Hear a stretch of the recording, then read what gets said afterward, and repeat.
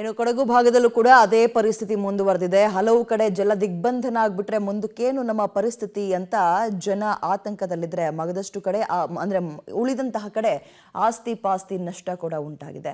So ಕೊಡಗಿನ ಮಳೆಗೆ ಸಂಬಂಧಪಟ್ಟಂತೆ ಒಂದು ಅಪ್ಡೇಟ್ ಇದೆ, ನೋಡ್ತಾ ಹೋಗೋಣ. ಕೊಡಗು ಜಿಲ್ಲೆಯಲ್ಲಿ ನಿಲ್ಲದ ಮಳೆಯ ಆರ್ಭಟ, ಅಪಾಯದ ಮಟ್ಟ ಮೀರಿ ಹರಿತಾ ಇದೆ ನದಿಗಳು. ಕೊಡಗು ಜಿಲ್ಲೆಯಲ್ಲಿ ಮಳೆಯ ಆರ್ಭಟ ಮುಂದುವರೆದಿದೆ. ಜಲರಾಯನ ಕೇಕೆಗೆ ಜನಜೀವನ ಅಸ್ತವ್ಯಸ್ತಗೊಂಡಿದೆ. ಅಲ್ಲದೆ ಕಾವೇರಿ ನದಿ, ಲಕ್ಷ್ಮಣ ತೀರ್ಥ ನದಿಗಳು ಅಪಾಯದ ಮಟ್ಟವನ್ನು ಮೀರಿ ಹರಿತಾ ಇದೆ. ನದಿ ಪಾತ್ರದ ಜನರಿಗೆ ಪ್ರವಾಹದ ಭೀತಿ ಎದುರಾಗಿದ್ದು, ಕೆಲಕಾಲ ಆಯಕಟ್ಟಿನ ಪ್ರದೇಶಗಳಲ್ಲಿ ಜನರನ್ನ ಸುರಕ್ಷಿತ ಪ್ರದೇಶಗಳಿಗೆ ಸ್ಥಳಾಂತರಿಸಲಾಗ್ತಿದೆ. ಈಗಾಗಲೇ ಹಲವು ಕುಟುಂಬಗಳು ಸ್ಥಳಾಂತರಗೊಂಡಿದ್ದಾರೆ. ಉಳಿದವರನ್ನ ಸ್ಥಳಾಂತರಿಸುವಂತಹ ಕೆಲಸ ಈಗಾಗಲೇ ಆಗ್ತಾ ಇದೆ. ಮಳೆಗಾಲದ ಟೈಮ್ನಲ್ಲಿ ಭಾರೀ ಅಪಾಯಕ್ಕೆ ತುತ್ತಾಗುವ ಕುಶಾಲನಗರದ ವಿವಿಧ ಬಡಾವಣೆಗಳು, ಸಿದ್ದಾಪುರ, ನೆಲಿಹುದಿಕೇರಿ, ಕರಡಿಗೋಡು, ಕೂಡುಮಂಗಳೂರು ವಿಭಾಗದಲ್ಲಿ ಜನ ಸುರಕ್ಷಿತ ಪ್ರದೇಶಗಳಿಗೆ ತೆರಳುವಂತೆ ವಾಹನಗಳ ಮೂಲಕ ಸೂಚನೆಯನ್ನು ಕೊಡಲಾಗ್ತಿದೆ. ಕುಶಾಲನಗರದ ಅನೇಕ ಬಡಾವಣೆಗಳಿಗೆ ಹಾರಂಗಿ ನೀರು ಬಿಡುಗಡೆಗೊಂಡು ಸಾಯಿ ಬಡಾವಣೆ ಸೇರಿದಂತೆ ಅನೇಕ ಬಡಾವಣೆಗಳಿಗೆ ಪ್ರವಾಹದ ಭೀತಿ ಎದುರಾಗಿದೆ. ಬಡಾವಣೆಯಲ್ಲಿ ಈಗಾಗಲೇ 5 ಅಡಿಯಷ್ಟು ನೀರು ನಿಂತಿದೆ. ಕಳೆದ 2 ದಿನಗಳಿಂದ ಮಳೆ ಆರ್ಭಟಿಸ್ತಾ ಇದೆ. ಹೀಗಾಗಿ ಜಿಲ್ಲಾದ್ಯಂತ ಜನಜೀವನ ಒಂದು ರೀತಿ ಅಸ್ತವ್ಯಸ್ತಗೊಂಡಿದ್ರೆ, ಮತ್ತೊಂದೆಡೆ ಕುಶಾಲನಗರ ನಗರದಲ್ಲಿ ಅನೇಕ ಬಡಾವಣೆಗಳು ಅನ್ನೋದು ಕಾವೇರಿ ನದಿ ಏನಿದ್ದಾಳೆ, ನದಿ ನೀರು ಸಂಪೂರ್ಣವಾಗಿ ಉಕ್ಕಿ ಹರಿತಿರ್ತಕ್ಕಂಥ ಪರಿಣಾಮದಿಂದ ಅನೇಕ ಬಡಾವಣೆಗಳಿಗೆ ನೀರು ನುಗ್ಗಿರ್ತಕ್ಕಂಥದ್ದು. ನೀರು ನುಗ್ಗಿರ್ತಕ್ಕಂಥ ಪರಿಣಾಮದಿಂದ ಇದೀಗ ಸಾಕಷ್ಟು ಮನೆಗಳು ಜಲಾವೃತ ಕೂಡ ಆಗಿದೆ.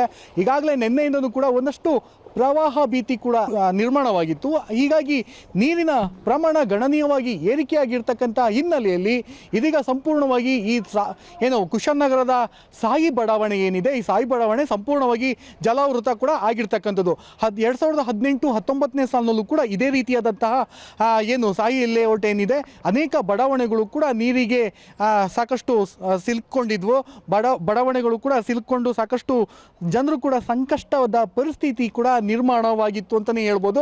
ಜಲಾವೃತವಾಗಿರುವ ಕುಶಾಲನಗರದ ಸಾಯಿ ಬಡಾವಣೆಗೆ ಸಂಸದ ಯದುವೀರ್ ಭೇಟಿ ಕೊಟ್ಟು ಪರಿಶೀಲನೆ ನಡೆಸಿದ್ರು. NDRF ಮೂಲಕ ಪರಿಹಾರ ನೀಡಲಾಗುತ್ತೆ ಅಂತ ಹೇಳಿ ಭರವಸೆ ಕೂಡ ಕೊಟ್ಟರು. ಕುಶಾಲನಗರ ತಾಲೂಕಿನಲ್ಲಿ ಭಾರೀ ಮಳೆಗೆ ಕೋಡಿ ಬಿದ್ದಿದೆ. ಕುಶಾಲನಗರದ ರೊಂಡೆಕೆರೆ ಕೋಡಿ ಬಿದ್ದ ಪರಿಣಾಮ ಕೆರೆಯ ನೀರು ನುಗ್ಗಿ ಬಡಾವಣೆಯ ಕೆಲ ಮನೆಗಳು ಜಲಾವೃತವಾಗಿದೆ. ಜನವಸತಿ ಪ್ರದೇಶ ಅಲ್ಲದೆ ಕೃಷಿ ಪ್ರದೇಶಕ್ಕೂ ಕೂಡ ನೀರು ಹರಿದು ಅವಾಂತರವೇ ಸೃಷ್ಟಿಯಾಗಿದೆ.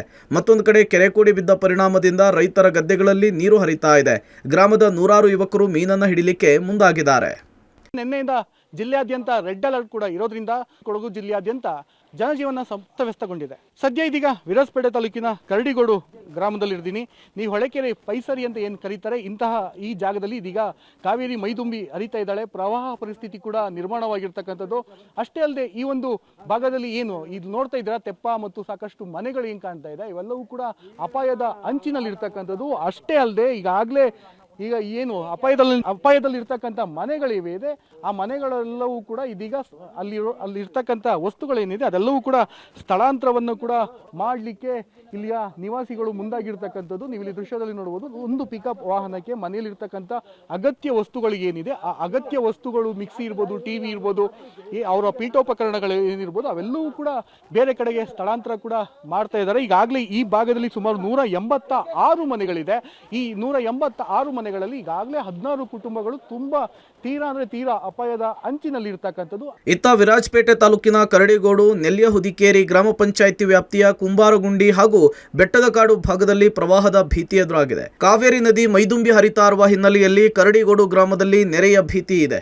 ಈ ಭಾಗದ 186 ಮನೆಗಳು ಇರುವಂತಹ ಪ್ರದೇಶದಲ್ಲಿ ಇದೀಗ 16 ಕುಟುಂಬಗಳನ್ನ ಕಾಳಜಿ ಕೇಂದ್ರಕ್ಕೆ ಶಿಫ್ಟ್ ಮಾಡಲಾಗಿದೆ. ಜಿಲ್ಲೆಯಲ್ಲಿ ಇಂದು ಕೂಡ ರೆಡ್ ಅಲರ್ಟ್ ಇರೋದ್ರಿಂದ ಇದೀಗ ಕುಶಾಲನಗರ ತಾಲೂಕಿನ ಗೊಂದಿ ಬಸವನಹಳ್ಳಿ ಸಮೀಪದಲ್ಲಿರ್ತಕ್ಕಂಥ ರುಂಡೆಕೆರೆ ಏನಿದೆ, ಇದು ಕೆರೆ ಏನಿದೆ ಇದು ಕೋಡಿ ಬಿದ್ದಿರ್ತಕ್ಕಂಥದ್ದು. ಇಲ್ಲಿ ಸಾಕಷ್ಟು ನೀರು ಕೆರೆ ಮಳೆ ಬಂದಂತಹ ಸಂದರ್ಭದಲ್ಲಿ ನೀರು ಶೇಖರಣೆ ಆಗ್ತಿತ್ತು. ಈ ಕೆರೆಯಲ್ಲಿ ಸಾವಿರಾರು ಜನರಿಗೆ ಕೂಡ ಈ ಒಂದು ಕೆರೆ ವರದಾನ ಕೂಡ ಆಗ್ತಾ ಇತ್ತು. ಅದರಲ್ಲೂ ಬೇಸಿಗೆ ಕಾಲದಲ್ಲಂತೂ ಜಾನುವಾರುಗಳು ಕೂಡ ಒಂದಷ್ಟು ವರದಾನ ಆಗಿ ಪರಿಣಮಿಸ್ತಾ ಇತ್ತು. ಆದರೆ ಇದೀಗ ಕೋಡಿ ಬಿದ್ದಿರೋದ್ರಿಂದ ಸಾಕಷ್ಟು ನೀರು ಕೂಡ ಸರಾಗವಾಗಿ ಹರಿದು ಬೀಳ್ತಿದೆ. ಯಾವ ಪ್ರಮಾಣದಲ್ಲಿ ಈ ಒಂದು ಕೋಡಿ ಬಿದ್ದಿದೆ ಅಂತ ನೀವು ನೋಡ್ಬೋದು. ಆ ಪ್ರಮಾಣದಲ್ಲಿ ಕೆರೆಯಲ್ಲಿರ್ತಕ್ಕಂಥ ನೀರು ಸರಾಗವಾಗಿ ಹರಿದು ಕೂಡ ಗದ್ದೆಗಳತ್ತ ನುಗ್ತಾ ಇದೆ. ಗದ್ದೆಗಳು ಅನೇಕ ಬಡಾವಣೆಗಳು ಕೂಡ ನೀರು ಹರಿದು ಹೋಗ್ತಾ ಇದೆ ಈ ಭಾಗದಿಂದ. ನೀವು ನೋಡ್ಬೋದು, ಅಂದರೆ ಅಷ್ಟು ಪ್ರಮಾಣದಲ್ಲಿ ನೀರು ಕೂಡ ಹರಿದೋಗ್ತಾ ಇರ್ತಕ್ಕಂಥದ್ದು. ಸಾಕಷ್ಟು ಗದ್ದೆಗಳು ಕೂಡ ಜಲಾವೃತ ಕೂಡ ಗೊಂಡಿದೆ. ಆದರೆ ಮತ್ತೊಂದೆಡೆ ಇಲ್ಲಿರ್ತಕ್ಕಂಥ ಗ್ರಾಮಸ್ಥರು ಕೂಡ ಒಂದು ರೀತಿ ಮೀನನ್ನು ಕೂಡ ಹಿಡಿಲಿಕ್ಕೆ ಮುಂದಾಗಿದ್ದಾರೆ, ಮುಗಿ ಬೀಳ್ತಾ ಇದ್ದಾರೆ. ಇಲ್ಲಿ ನಮಗೆ ಪ್ರಾಥಮಿಕ ಹಂತವಾಗಿ ಒಟ್ಟು 16 ಮನೆಗಳನ್ನ ನಾವು ಐಡೆಂಟಿಫೈ ಮಾಡಿದ್ದೀವಿ. 16 ಮನೆಯಲ್ಲಿ ನಿನ್ನೆ 12 ಮನೆಯವರಿಗೆ ನಾವು ಆಲ್ರೆಡಿ ಕಾಳಜಿ ಕೇಂದ್ರ ತೆರೆದಿದ್ದೀವಿ. ನಾವು ಈಗ ಕಾಳಜಿ ಕೇಂದ್ರಕ್ಕೆ ಶಿಫ್ಟ್ ಮಾಡ್ತೀವಿ. ಅವರೆಲ್ಲ ಲಗೇಜ್ಗಳನ್ನ ಈಗ ಪ್ಯಾಕ್ ಮಾಡ್ತಿದ್ದಾರೆ.